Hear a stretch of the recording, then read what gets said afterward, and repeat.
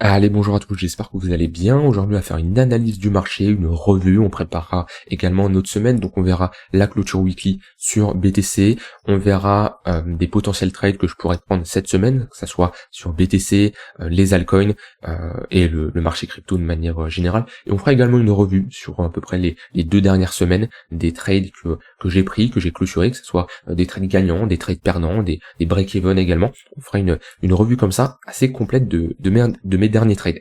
Alors avant de commencer l'analyse, je tiens à vous rappeler, il vous reste jusqu'à ce soir minuit pour profiter de l'offre en cours sur le programme Devenir Trader. C'est l'offre de la rentrée pour toutes les personnes qui souhaitent devenir un trader rentable sur les marchés. Donc un programme avec 27 heures de vidéo, 15 modules, en passant par l'analyse technique, la compréhension du marché, le money management, l'order flow, la psychologie, mes outils, mes setups de trading, mes plans de trading, comment trader dans différentes conditions de marché, mindset et psychologie, un point très important, comment toi également développer et créer ta propre stratégie de trading, plus un accompagnement qui passe par un groupe privé, par un coaching personnalisé et un suivi en message privé où je ne te lâche pas tant que tu n'as pas une nette amélioration de tes résultats et que tu ne sois pas tout simplement rentable.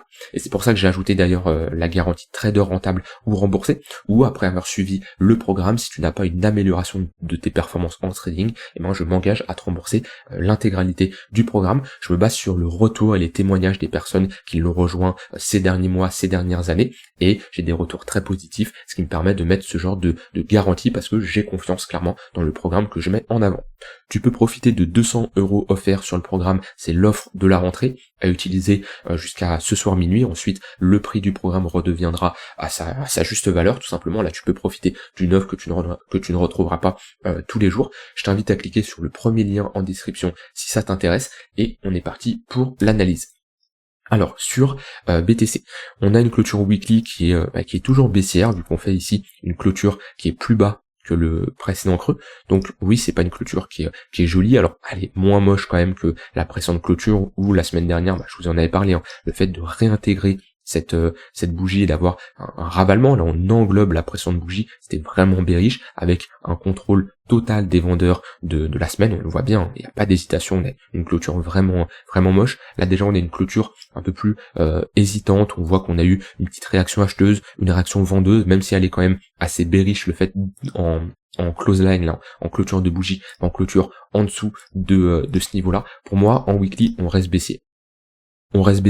Déjà on avait cette pattern de retournement que je ne trouvais pas très jolie, le fait de clôturer, d'avoir ce qu'on appelle un M-top, une structure de retournement, et là on fait toujours des creux, des sommets de plus en plus bas, et on glisse. Alors on glisse doucement, d'accord, on n'a pas un moins 20, moins 30% comme on aurait pu connaître à l'époque, dans ce genre de phase ici, mais on glisse doucement, et je trouve que c'est, pour la plupart des personnes, c'est plus dur mentalement à gérer, parce que on n'a pas une vraie direction de marché. En fait, c'est un marché qui épuise sur la durée, vu qu'il fait des petits mouvements, mais vu qu'il se passe pas grand chose, les gens en général, ils sont impatients. Et ils préfèrent avoir une forte baisse d'un coup, une forte hausse d'un coup, mais ce qu'ils n'aiment pas voir, c'est un long range comme ça, qui est interminable, et qui est là depuis le mois de mars, ça fait 6 mois. 1, 2, 3, on est sur le 7e mois, donc voilà, les gens, je vois que ça commence un peu, c'était déjà le cas déjà les précédentes semaines, mais là il y en a qui commencent clairement à être saoulés du marché. Donc ce qui manque, je pense, c'est une grosse phase de capitulation qu'on a eu sûrement sur les altcoins déjà, mais qu'on n'a pas eu ici sur le BTC. Bon, dans tous les cas, moi je reste plutôt bearish, plutôt méfiant, j'ai envie de dire. Je vais pas dire ultra bearish non plus, mais plutôt méfiant. C'est pour ça que j'avais réduit mon exposition la dernière fois. Tant qu'on parvient pas à repasser au-dessus des 60 500 $, pour moi, c'est compliqué de chercher des achats sur du moyen long terme. Alors, soit on revient chercher de très bons niveaux de support qu'on avait déjà identifié, notamment les 44 000 $. Si on revient chercher ce niveau-là, c'est une zone très pertinente pour se positionner, d'accord. Soit à la limite ici, on a une pattern de retournement, éventuellement, ou alors une réintégration des 60 500 $. Où là, dans ce cas-là, il pourrait y avoir des achats sur du moyen long terme qui s'effectue. Mais là on est un peu dans une zone morte, une zone comme je l'ai dit d'hésitation. Bon, c'est pas une zone pertinente et pour le moment on a clairement un marché qui est dans la main des vendeurs tant qu'on reste en dessous des 60 500 $. Donc rien à faire ici. Chercher des achats, non. Chercher des ventes, compliqué vu que on est quand même sur un bas de niveau, à moins d'avoir un retracement. Pourquoi pas aller chercher les 58 000 $. On verra de toute façon après les niveaux que je surveille sur du plus court terme. Et ben on va y venir au plus court terme.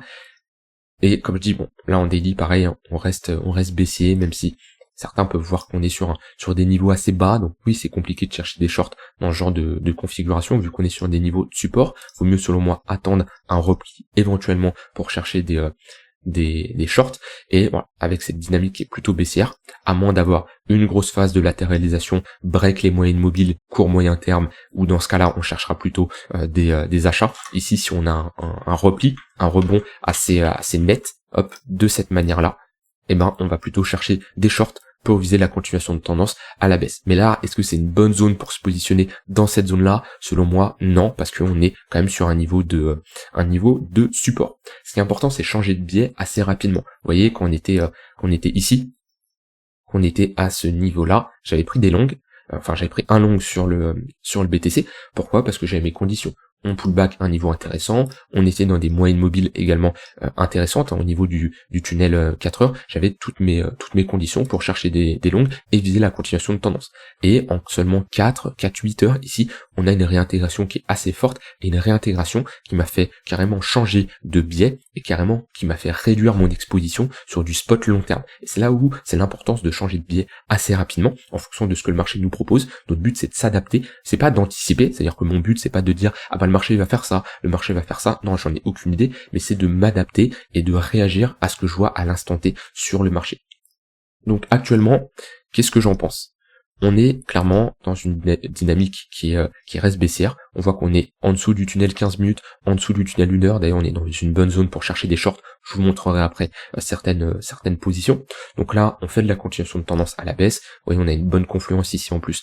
Point pivot daily, point pivot weekly. Donc on est sur une bonne zone de résistance. Et si on voit un range actuellement, on est sur notre précédent plus haut. Donc une zone où on va plutôt chercher des shorts. Si on perd ce niveau-là, et qu'on a une réaction acheteuse, la prochaine zone qu'il va falloir surveiller, c'est le tunnel 1 heure. Alors il évolue, donc là je vais vous dire qu'il est vers les 56 400 $, mais en fonction de comment, quand vous regardez cette vidéo, et voilà, dans une journée, deux journées, ça va changer. Donc ce qu'il faut suivre, c'est des moyennes mobiles, hein, donc faut s'adapter en fonction de l'évolution du marché, mais pour le moment, ce tunnel 1 heure fait bien office de résistance également. Par contre, j'ai une bonne zone, si on y va, ça soit dans les prochaines heures, il y a peu de chance, mais on va dire dans les prochains jours, parce que ça, on aurait du coup un rebond quand même de plus 6%. On sait jamais ce que le marché peut nous faire. Notre but, comme je l'ai dit, c'est pas de l'anticiper. Alors, il y en a qui vont dire oui, mais si cette zone t'intéresse, pourquoi tu ne longues pas ici? Parce que je ne sais pas si on va aller chercher cette zone-là. Et mon but, c'est pas, comme je l'ai dit, c'est pas d'anticiper. C'est par contre, si on y va, de là voir comment le marché réagit dans cette zone. Et là, j'ai une bonne zone de confluence. Avec, d'un point de vue action du prix, cette zone qui faisait office de support, qui fait maintenant office de résistance. Ce point pivot, mon SLI, et on aura sûrement une confluence avec le tunnel 4 heures. Si on va chercher cette zone-là, ça peut être une très bonne zone, là, 57 800 $, pour chercher des shorts sur du swing trading et viser une continuation de tendance à la baisse. Donc ça va être la grosse zone que je vais surveiller pour les prochains jours, peut-être même les 2 prochaines semaines. Donc là, vous pouvez carrément mettre une alerte. Par contre, on met pas un ordre de vente en attente comme ça à la va-vite, parce que si le marché, pour X raisons, il short squeeze, le but c'est pas de se faire exécuter, se faire liquider 2 minutes après. Le but c'est on va chercher cette zone-là, on voit comment le marché réagit. Si on a une réaction vendeuse, on se positionne. Donc voilà, ça c'est les niveaux que je vais surveiller sur le BTC. Maintenant, sur du plus court terme, on peut faire également un bilan des trades que je vous ai dit sur les 2 dernières semaines. Sur BTC, j'avais pris un long string à un moment sur ce setup là, c'était le 28 août. J'avais pris un TP partiel. Alors ça, c'est un setup de reversal. Mon but, c'est de me positionner sur des extrémités pour viser une extrémité haute opposée. Donc là, si je cherche un long, c'est pour viser l'extrémité haute. Et j'ai eu un TP partiel à ce niveau-là, à 50%. Donc c'est-à-dire que j'ai clôturé 50% de ma position à un risque reward de 2 pour 1. C'est le setup, c'est comme ça, c'est mes règles. Et ensuite, dès que j'ai un TP partiel, mon stop loss, je le passe à break-even. Donc je me suis fait sortir, c'était à ce niveau-là, je crois, parce que je l'avais mis légèrement au-dessus. Donc ce qui fait que j'ai pris ici plus un R. Alors pourquoi pas plus de R? Parce que vu que je clôture 50% de ma position, en gros j'ai 50% de ma position qui est clôturée à un risque de 2 points, et j'ai 50% de ma position qui prend un break-even. Donc au final, j'ai qu'une partielle de position qui va chercher ce risque de 2 points. Donc ici, sur ce trade-là, j'ai un plus un R. Donc Bitcoin, j'avais pris ce trade là, après j'avais pas d'autres trades avant, ou alors ça va remonter à 3-4 semaines. Ether, je crois que j'avais un trade, mais c'est peut-être un peu plus longtemps que le BTC. Ouais, c'était ici. C'était quand 22 août, ouais, ça va faire un peu plus de 2 semaines. Mais bon, on va le voir, pareil, on est sur un reversal à ce niveau-là, risk de 2,32. Donc le but, pareil, d'aller chercher une extrémité opposée. Et du coup, j'ai un plus 2,16 R, parce que de la même manière, je clôture 50% de ma position à un risk de 2 points. Donc c'est pas l'entièreté de ma position qui va chercher, c'est 2,32 R. Donc voilà, en tout cas, c'était un bon trade. Alors oui, le marché va plus haut, mais mon but, c'est pas de choper le point le plus haut et de vendre le point le plus haut. Mon but, c'est de me positionner tout simplement sur une extrémité. Enfin, ici, dans ce cas-là, prendre des profits sur une extrémité. Solana, j'avais eu un trade assez récent, et c'est dommage, pareil, j'ai pris à ce niveau-là plus un R. On a été chercher mon 2 points à ce niveau-là. J'ai clôturé du coup 50% de la position. 50% de la position où j'ai pris mes profits. J'ai mis mon stop loss à break-even. Et on est revenu le chercher à ce niveau-là. C'est dommage parce qu'on aurait été chercher mon TP, mais c'est comme ça. C'est les règles du setup, et les règles, je les respecte. Alors il y en a qui pourraient me dire, oui, mais du coup, tu aurais dû laisser. Déjà, je ne sais pas ce que va faire le marché dans le futur. Donc quand on est ici, je ne peux pas savoir que Solana va faire ça. Et si je clôture 50% de ma position à un risque de 2 points, c'est parce que j'ai backtesté ce setup et j'ai de meilleurs résultats en clôturant 50% de la position qu'en laissant courir comme ça des gains. Parce que là, très bien, j'aurais pu prendre mon risque de 7 points, sauf que si on avait fait ça, j'aurais pris moins 1 R. Alors que là, je suis à plus 1 R. Voilà. Après, c'est un curseur, ça dépend de vous, de ce que vous avez testé, mais moi, c'est un setup qui fonctionne mieux comme ça. Donc voilà, sur ce type de stratégie sur des reversals, ici, j'ai fait quelques trades intéressants, XRP, BNB, j'ai rien eu. J'ai clôturé un trade, bien sûr, que je vous avais montré, c'était celui-ci, du coup, j'ai pris moins un R là-dessus.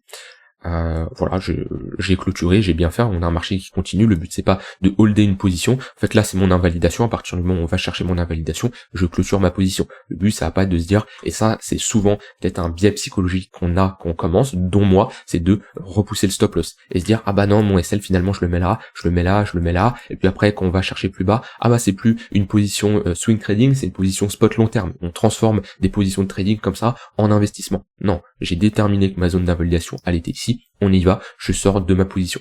Donc là j'ai pris moins un R.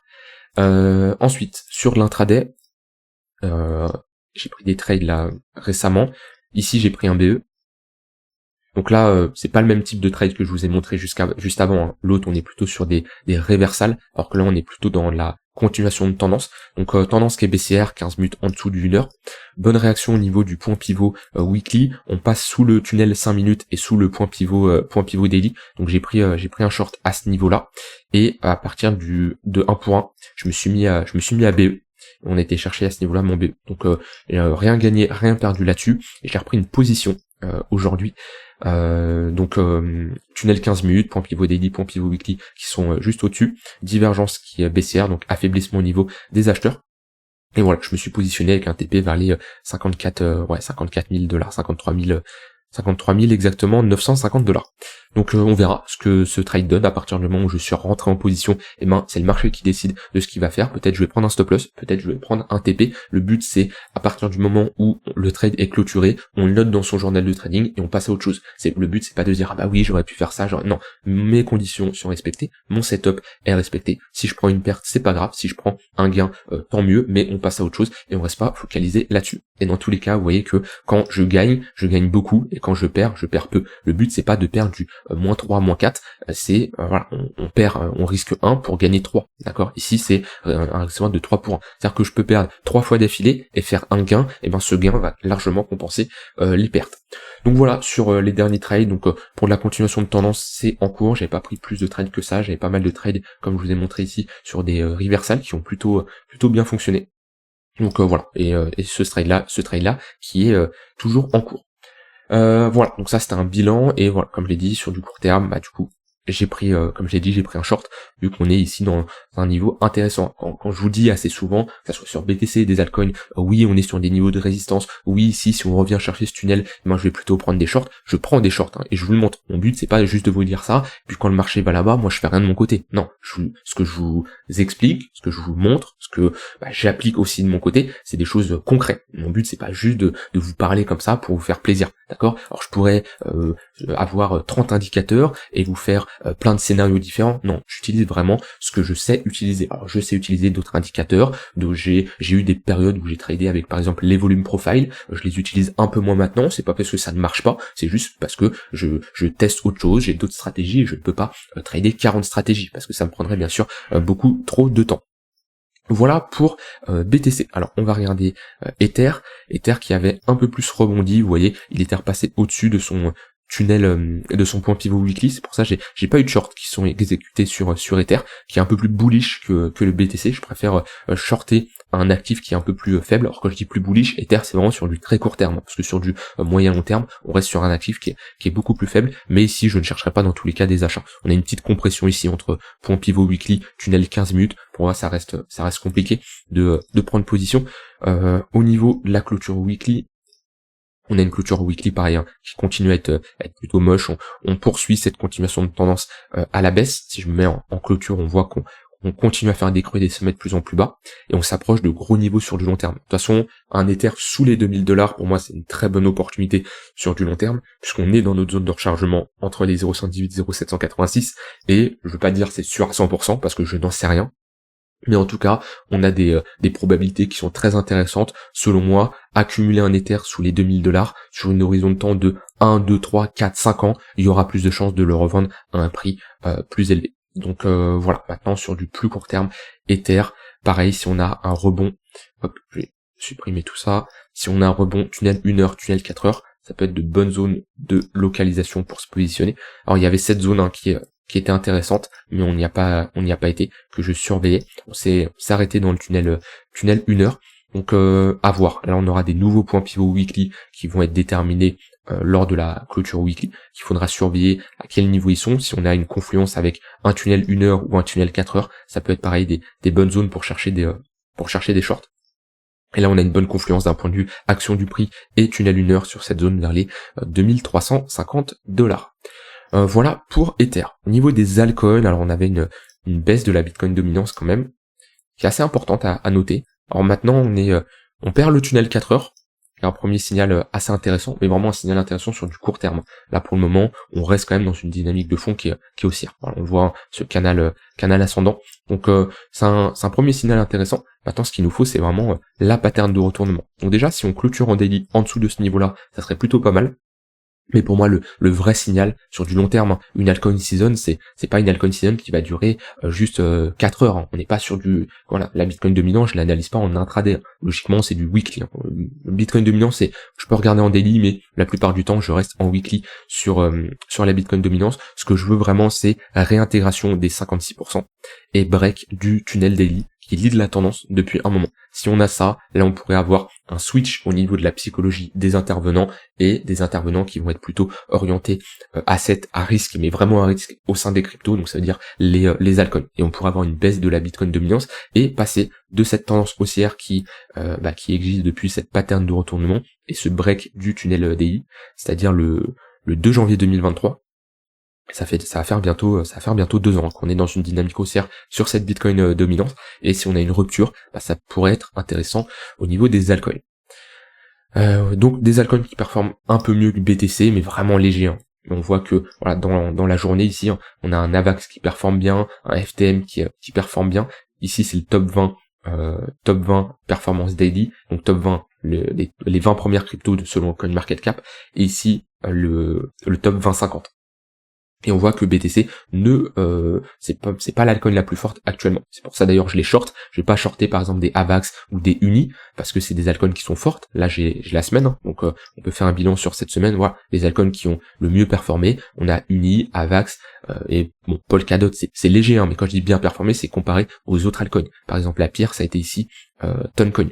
Donc je vais plutôt chercher des shorts sur Toncoin pour faire de la continuation de tendance à la baisse. Hop ici Ton. Tac, voilà, pullback dans les moyennes mobiles, 15 minutes, 1 heure, c'est des bonnes opportunités pour se positionner. Par contre sur Uni, qui est une altcoin qui est forte, je vais pas chercher des shorts. Alors là, on est quand même dans le tunnel 4 heures, donc éventuellement sur du swing trading, pourquoi pas. Mais on voit que sur l'intraday, on fait une semaine assez correcte, et on est clairement dans une dynamique qui est haussière sur l'intraday, moyenne mobile orientée à la hausse. Donc on voit la différence entre ici des moyennes mobiles orientées à la hausse, par exemple sur Uni, 15 minutes au-dessus du 1 heure et un prix qui évolue au-dessus, avec par contre là un BTC, on a des moyennes mobiles orientées à la baisse. C'est là l'importance de savoir quelle altcoin est forte, quelle altcoin est faible, et on va plutôt short les altcoins faibles et long les altcoins fortes. Maintenant, au vu du contexte, je vais plutôt short les altcoins faibles et les altcoins fortes, je ne vais rien faire du tout parce que on a plus d'altcoins qui sont vraiment faibles que des altcoins fortes, il n'y en a pas énormément. Là voilà, on a Hope, Uni, mais c'est des petits rebonds. On n'est pas non plus sur une altcoin qui se démarque. Alors après, il faudra peut-être aller en dehors du top 50 des altcoins, mais bon, en général pour l'intraday, pour du swing, déjà l'intraday, je me concentre surtout sur les majors. BTC, Ether, XRP, Solana, BNB, éventuellement du Link, ce genre de crypto, mais on va rester dans le top 10 à minima, et pour du swing, je peux aller chercher du top 20, top 50, mais c'est assez rare, hein. Je reste au moins dans le top 20 quand même, sauf s'il y a vraiment un bon setup, une bonne décorrélation qui est assez intéressante, mais ça reste plutôt rare. Donc voilà, donc les altcoins pareil, hein. Les altcoins faibles, on cherche plutôt à les short, comme je l'ai dit, alors que je me retrouve, c'est plutôt là. Donc voilà, les faibles, XRP, BTC, Ether, Toncoin. Si je vais ici dans le top 20-50, Atom, Tao, Rune, MNT, TIA, c'est des altcoins intéressantes pour short. TIA, ça fait un moment qu'elle est faible. TIA, ça fait vraiment un moment qu'elle est faible. Ouais, on chute bien. Vous voyez là, pareil. Ça, c'est plutôt une altcoin, je vais short, parce que c'est une altcoin, comme je dis, qui est faible. Par contre, on a vu Hope dans les altcoins qui est forte. Ouais, ça, je vais pas chercher spécialement à short. Alors oui, on est dans le tunnel 4 heures, ou alors short sur du plus moyen terme, mais sur l'intraday, vous voyez la différence entre Hope et TIA. Hope me donne plutôt envie d'acheter ou ne rien faire. Je vais plutôt dire ne rien faire, parce que on est quand même sur un niveau de résistance. Par contre, TIA, altcoin très faible, me donne plutôt envie de short. Et une altcoin qui est short, une altcoin qui est faible, a plus de chances de rester faible. Souvent on se dit, oui, cette altcoin a trop chuté, elle va remonter. Ou alors cette altcoin a trop bien performé, elle va rebaisser. Non, dites-vous que une altcoin qui est faible, privilégiez la continuation de tendance à la baisse en cherchant des shorts, parce qu'elle a plus de chances de rester faible. Et inversement pour une altcoin qui est forte. Au niveau du marché US, on a quand même bien dégueulé là. On a une clôture weekly qui est vraiment pas jolie. On a clairement un ravalement qui est net. Donc va falloir surveiller le niveau là vers le tunnel daily. Ouais, on a cette zone là qu'il va falloir surveiller. Si on commence à s'affranchir de ce niveau-là, on serait potentiellement sur une pattern de retournement assez long terme et on repasserait dans une dynamique qui est baissière avec des creux et des sommets de plus en plus bas, ce qui serait pas encourageant pour le marché US, pour les risk-on de manière générale, parce que pour le marché crypto même, ce qu'on aime, c'est d'avoir un marché US qui est en hausse. Et là, on a également un indice du dollar qui a rebondi légèrement. Alors, trop tôt pour dire qu'on repart dans une dynamique qui est haussière. On a un rebond, l'indice du dollar. Donc, voilà, on a des premiers signaux qui nous montrent que ça soit Nasdaq, S&P, indice du dollar, BTC en weekly, on a on a une dégradation. Faut pas le nier. Donc rien d'autre à ajouter de plus sur le marché. N'hésitez pas vous à me dire ce que vous en pensez, ce que vous faites actuellement, si vous êtes plutôt short, long ou ne rien faire. Je vous rappelle, vous avez jusqu'à ce soir pour rejoindre le programme Devenir Trader si vous voulez être formé et accompagné, avoir les bons outils, les bonnes stratégies et une bonne vision du marché. Vous avez 200 € offerts à profiter jusqu'à ce soir minuit. Je vous mets le premier lien en description. Je vous souhaite une très bonne fin de journée et on se dit à demain pour une prochaine vidéo. Bye bye.